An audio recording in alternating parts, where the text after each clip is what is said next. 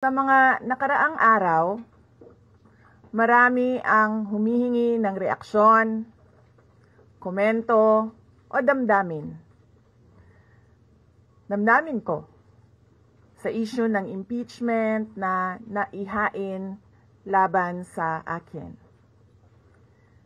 Sa kabila ng aking mga naging pahayag ukol sa planong impeachment sa mga nakaraan na buwan, ang tanging masasabi ko na lamang sa puntong ito ay, God save the Philippines.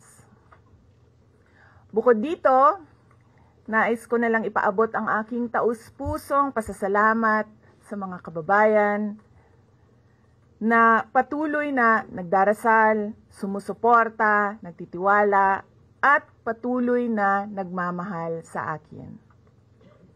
Manalig kayo dahil sa taong bayan ang tagumpay. Syukran.